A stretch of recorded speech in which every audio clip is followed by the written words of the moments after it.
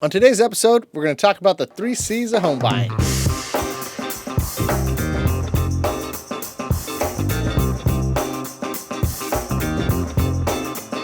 gotta be against the law to look this damn good. Little jazzy. Baby, I feel real good, and I wish I would. It is. You get that. Against the law to look this damn good. Oh my gosh! I think this song's for you. Not today, but for you, sir. We're bringing it together, everyone. You are either listening or watching to MLO. Thanks for being here, Casey. Absolutely, Addy. Thanks for having me. You double fisting with the coffee mugs over there? I guess we're I don't know. I don't know why we have the... One's water, one's coffee. Yeah, one for the middle. How about this, guys? I'm going to do a quick little switcherooski. It's like a magic trick, and it's gone. Oh my gosh, just down on the ground. Off the set. Gone. Just out of there. So we are going to go over the 3 C's today, Casey. That's the 3 C's. Not for Casey Carpenter. That's only 2 C's, but we're going through the 3 C's. Watch the mic. Going through the 3 C's. And guess what that is, Addy? What?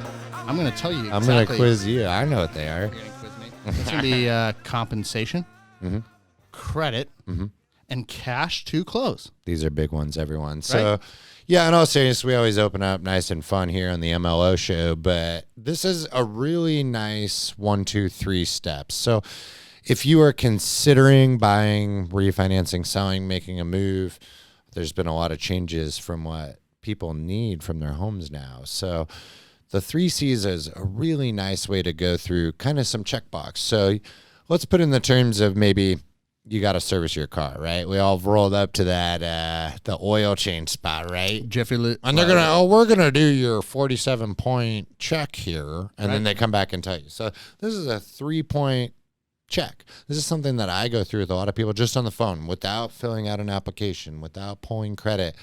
Now, it's preliminary numbers, and to the best of our knowledge, and a lot of assumptions on my end, like everything you're telling me is truth, right? Totally. But gotta be truth. The 3 C's are huge. So number 1 really should be like employment, but we call it compensation so we can have those 3 C's for the convenient. But it's right, though. Like, how are you getting paid? How are you getting paid? That's something I always start off right at the bat. Like, and it's a casual conversation. Like, oh, what do you do for work? You know, your typical hobnobbing small talk. But, you know, what do you do for work? Oh, I'm, an engineer. Oh, good. Are you paid hourly or are you salary? That's the first thing I always say, because there's a lot of details on what's referred to as qualifying income. Someone might make a ton of money, Casey, but not all of that is qualifying income from a mortgage perspective. So we're going to start with how you're getting paid. Most importantly, though, on the compensation, really, with 2020, COVID, the pandemic has brought in a lot of different variables, right, Casey? For sure. And you're just seeing that with just different sectors that have been affected. But honestly, and we're just going to put it out there, it's like time on job, the variable hours or the variable weeks. And a lot of this, unfortunately, it's not in fault of the employee themselves, right? We're dealing with a pandemic. It's a crazy atmosphere. Most definitely. And hopefully better things to come, right? That's a good point, though, with the schedule and the hours. People have shifted job positions and titles, but one of the biggest ones, too, is like furloughing, time off. Right. We've had a lot of clients whose employer decided that they were letting off all their employees for 30, 60, 90 days. Then they brought them back on, or they were temp workers. Those are a lot of things you need to iron out, right? Totally. And as an employee, though, it's not your fault. And I do relate with a lot of our clients on that factor, where it's not like you're thinking about it from a qualifying standpoint, right? I mean, your employer says, hey, we're taking the next 3 weeks to, get stuff in order, take the time off, whatever it is. But you don't understand how later on with income and stuff that factors in. So, yeah, I mean, a lot of the changes with COVID is something we as advisors have to take into consideration, make sure we're doing our due diligence and advising correctly. Oh, 100%. And that's something I spend a lot of time. I want to hear the story. And it's not like filling out a form for your doctor. It's way more casual, right? You're not like, here's your clipboard, fill out your history and the 50 questions. It's more just the more information that we know as mortgage advisors, the easier the communication to the underwriter, who ultimately says yes or no on the approval. it's just much easier to tell the story. So more details are better, and it's not personal. So I think one of the more challenges are with 2020 being so unique for every single person and how their employer or their company has handled the pandemic. There's just no flat guideline. It's a case-by-case situation for a lot of people, and it's under the investors and the underwriters' guidelines and perspective. So the more information, the better. So I know we went off a little bit there, but telling the story is super, super important on the compensation and identifying the qualifying income. Commission bonuses are subject Good to points. how long have you been receiving those? Can Yes, we sir. prove those? If you just switch from one job to another, you're 100% sales. These are things we need to talk about.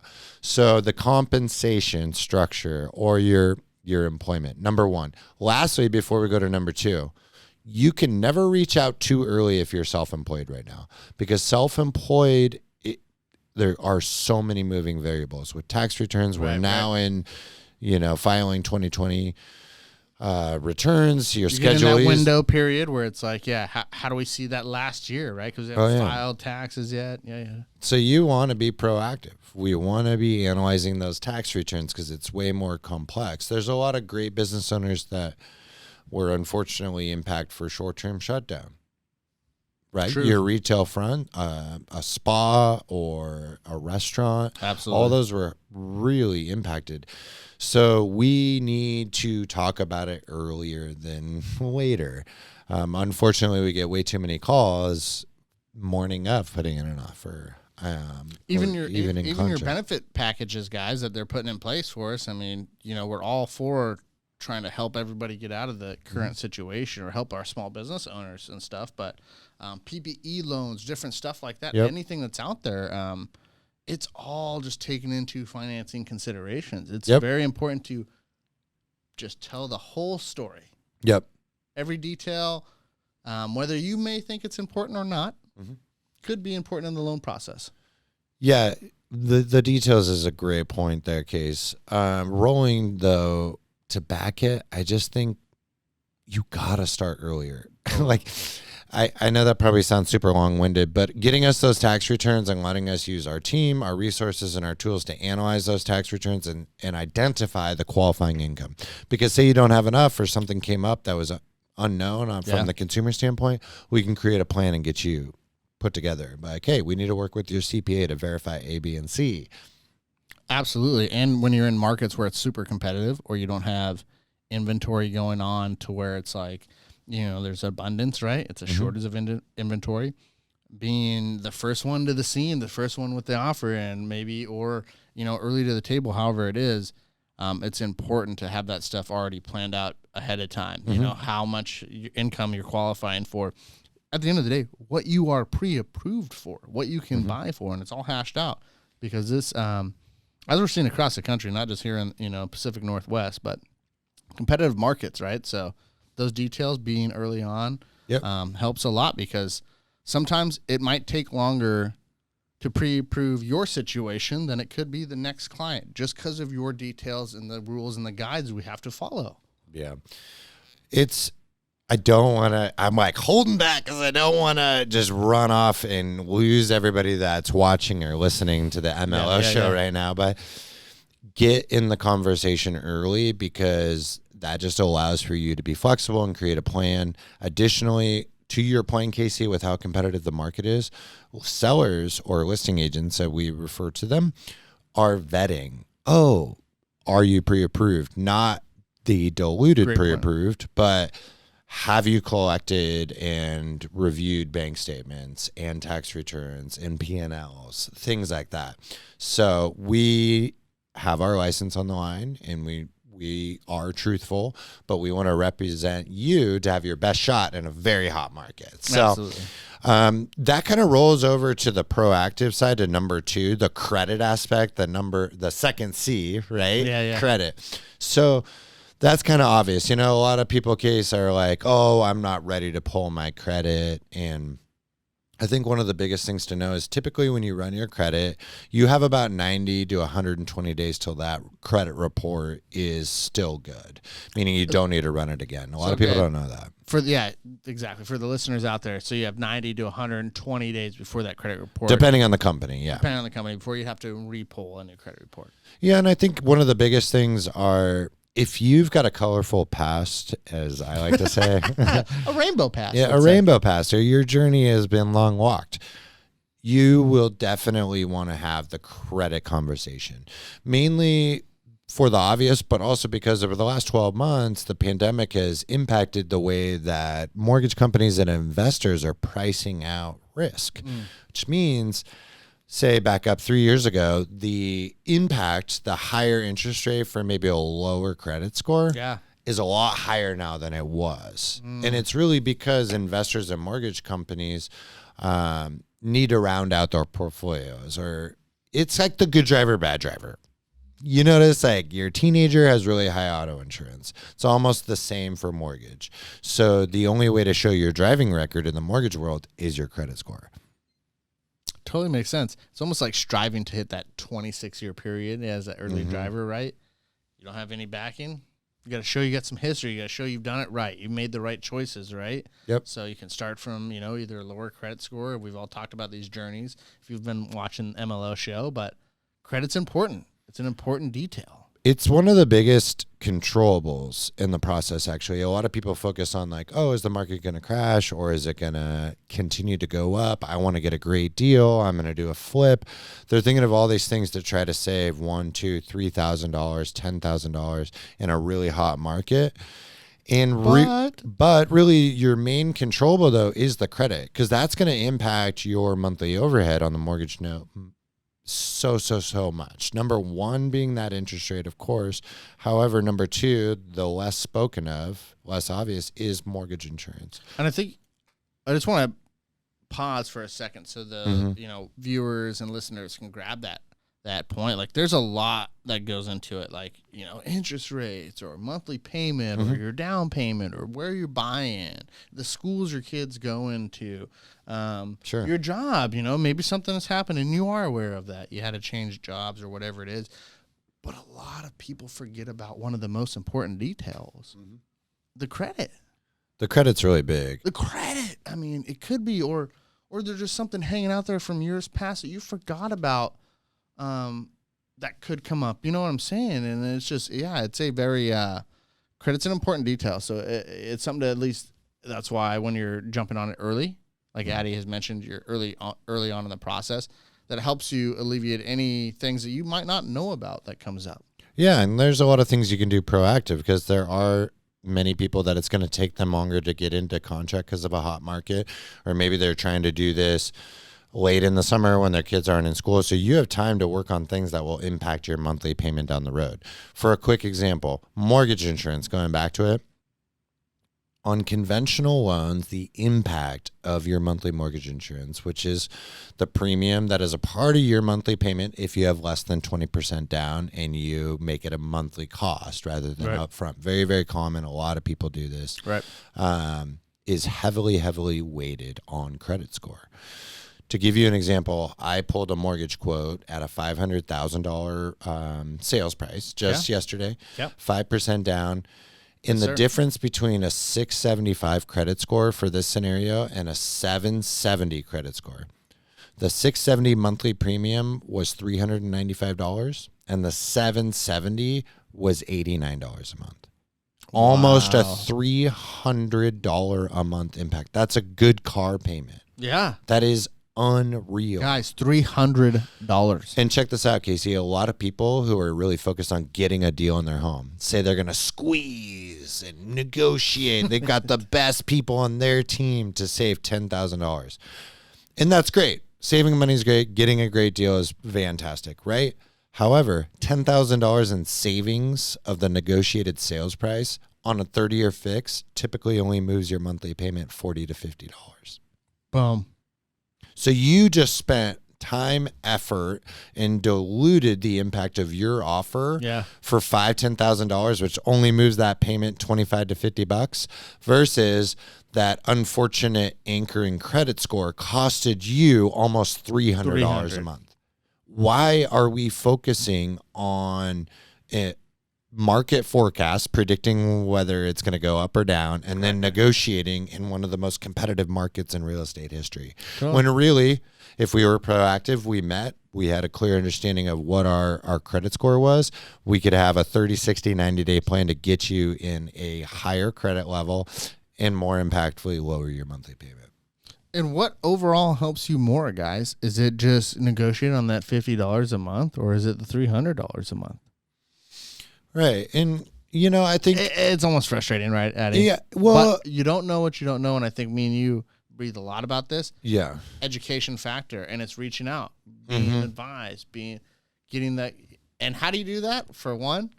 No, I think it's a great time to let people know about our VIP line. But I don't want to forget, though, what you were just saying. Like, I don't want to dilute the fact that, you want to get a fair market value, but there's a lot of steps that are helping you get a great deal, like the appraisal, the inspection period, that you work with your agent. Yep. So there's a lot of catch-alls. But lastly, before we talk about how to get a hold of the MLO network in the MLO show, I do want to say it is extremely, extremely important to not forget about that credit, because it helps you in other arenas of your life, not just mortgage, your credit cards, your auto loans, your student loans. This really will impact how much interest you and your family are going to have to pay over a lifetime. For sure. And if you don't know just basic form for credit, guys, like not from just the mortgage side of it, but even your auto loans, like Addie's saying, or your personal loans or student loans or something. Just think of it this way. It's a reflection of how you're paying back money that's lent to you. It's something, no matter on all shapes or form, when you're asking for any credit to be advanced to you, even if you're going to get the cell phone on credit, right? Yeah. Makes a difference. It makes a difference. And Addie's preaching some good talk here, guys, because, 50 points could change your scenario, impact you monthly savings wise, or 100 points, so. And your buying power, your buying power, what you can put, the maximum amount you can put in on a house, which makes you more competitive.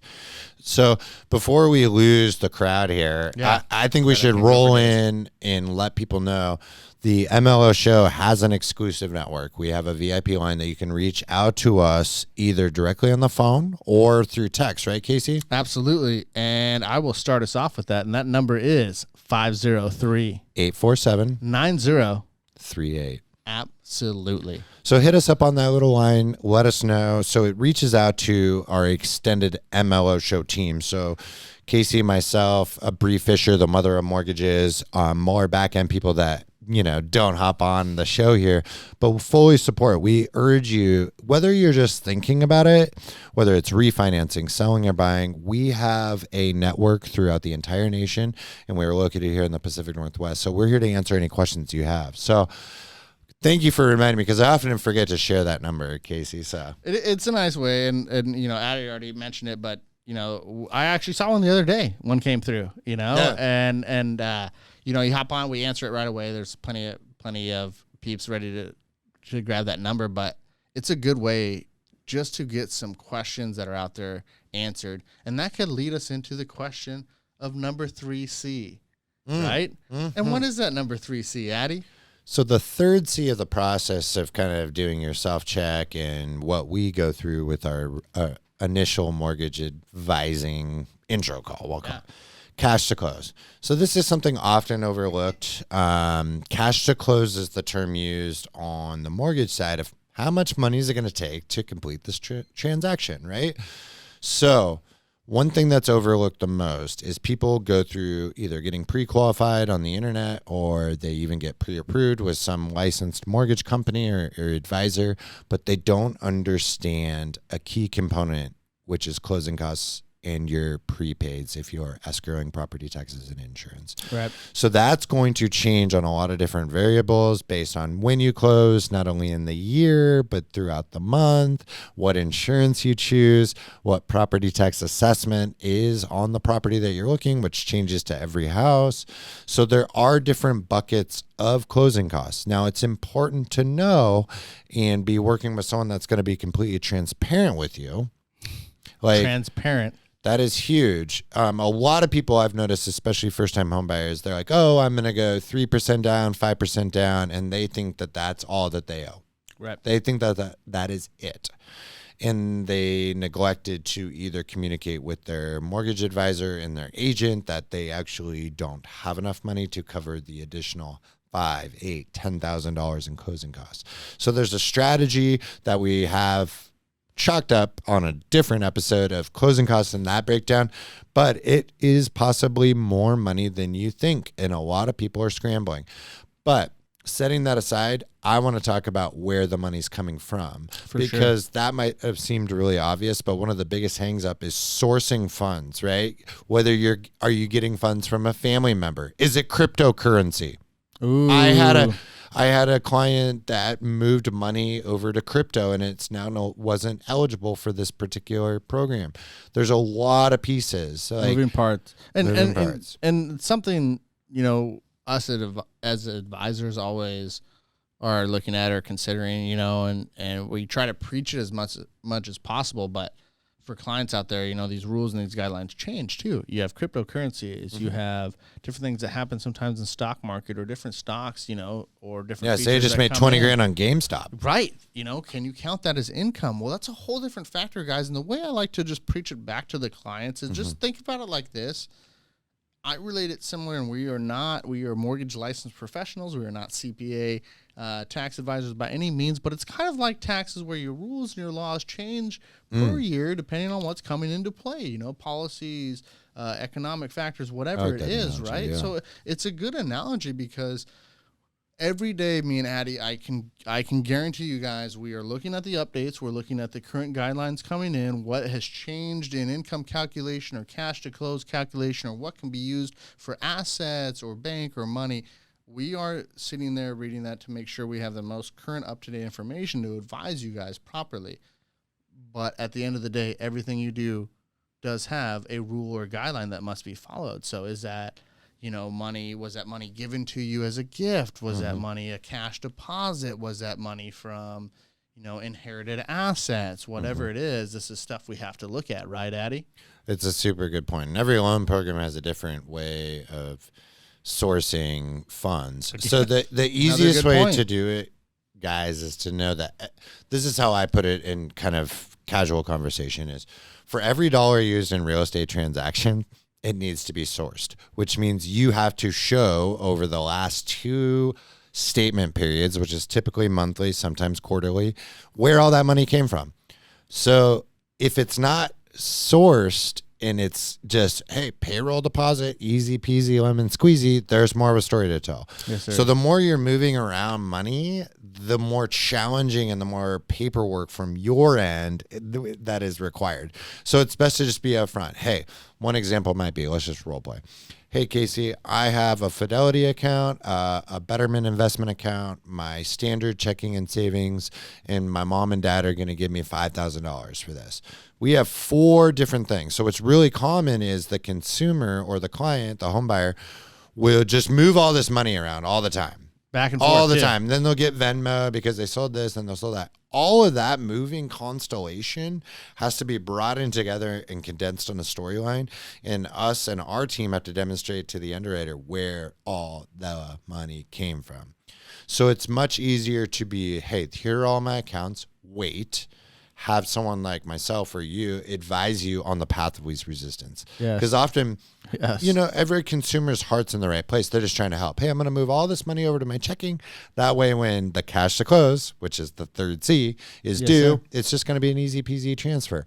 But on the back end, you know, the Wizard of Oz, underwriter and investor is like, well, where did that $500 come from? You must source it. Totally. So it's best to just communicate it and know if every single fund is eligible. and that you're on track. The gift stuff is a whole nother thing. Be upfront about the gifts. That is something that happens all the time. It's like, oh, I just got $4,000. And they just didn't tell. It's just on the bank statement. Right. That has to be sourced. So there's, depending on the loan program, there's paperwork the gifter has to sign. They need to be an eligible family member, spouse, fiance, domestic partner. Are they inside the states or are they international? In some cases, the family member, depending on the loan product, has to show bank statements that they didn't smuggle the money into the country, which can be a very, very sticky situation. Sensitive topic, guys. My only advice on that one, unofficial advice, because I'm not a licensed therapist of family, try to make it your family member's idea. Yep. Oh, maybe I should just give you my bank statement rather than like, I need this, Pops. Yeah. And at the end of the day, guys, there's just rules, laws, like we said, that get put in place. We have anti-terrorism money laundering acts. We got the Patriot Act. We got a lot of stuff. We don't need to go into it. We had an episode on 9/11, and it's all good stuff. It's all good stuff for our economy. And it's just us following the rules. So there's rules that you have to follow. Trust me, we're not trying to make it any harder than it already is. No, we are not trying to. If we could carpool this thing, we would, right? Yeah, we would just speed you right through, pack everybody in the 9 to 5 carpool, 2 people or more. But yeah, we got to show where the money's coming from. That at the end of the day, we just have to follow the money. And Addie makes a great point, guys. Even if it's like you got 20 grand and you break off 1,000 because it went this way and you sold it and brought it back, and back at the end it's still 20. We still got to follow all of it. We got to follow all of that movement. Source it all. So cash to close is again another big priority, and that's why I like when we break it down to these 3 C's topics. Right? It's very easy. And why don't we tell anyone that didn't remember the 3 C's exactly what they are, but it's like capacity. Mm-hmm. And what is that, Addie? Capacity is employment and compensation structures. So how much money you're making and how do you get it? Exactly. And then what's that second that comes in, and this is, let's just be brief. Why should we, lend you money, or how have you shown to pay back money? And that's factored through a credit score. Credit rating. It will impact your monthly payment more than trying to negotiate the sales price most of the time. Absolutely. And then this falls then down to that third, right? Cash to close, baby. Absolutely. Where's that money coming from? Where is she coming from? And how much do I owe? Because it's not always accurate, right? Right. And you might have some things throughout the transaction, right? You might have earnest money or some deposits, and that might come off the top. But at the end of the day, you get that cheddar to make it happen. Ooh, you just added a C to a 3 C's. Oh, man. It's a sub C, the cheddar C. The sub C of the 3. But in conclusion, I'm going to wrap it up with one more, not a C, but a PC. Be proactively communicative. Communicate. We can create a plan if we proactively communicate and we understand the story, and we can prevent a lot of stress, a lot of anxiety, and get you into the best possible financing for your next home buy or refinance, right? Absolutely, man. And Let's guess what? hit him with that number, though. You call this number anytime, man. This is a good number to call. This is 503-847-9038.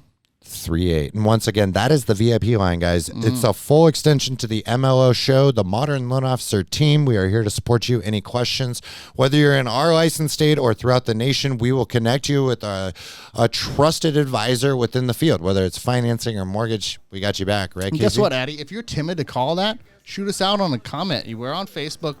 Comment, Facebook, YouTube, Instagram. Podcast. Find us anywhere, guys. Apple, Spotify. We're like Oxygen. We're out there. Oh, my gosh. That's a little much. I don't know if we're about oxygen. Water? Well, we're going to roll it in on that. Hey, Casey, I love the 3 C's, ending with the PC, backed with the cheddar. On the next episode of MLO, we're going to talk about how not to get discouraged when buying in the hot market. When you get up out your seat, it's time to make it happen when we hit these streets. I'm coming in hot and I can't be beat. Watch out now.